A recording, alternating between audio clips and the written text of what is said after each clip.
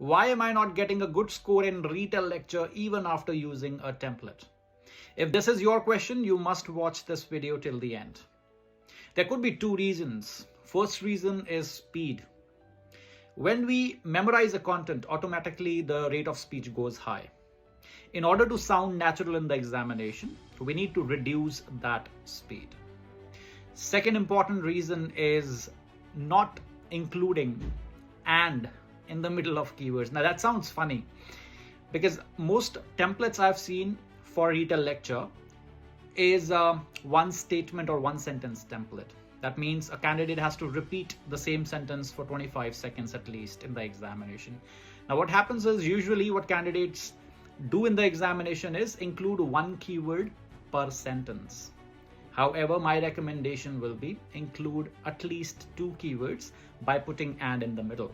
For example, the speaker was talking about Australia and New Zealand.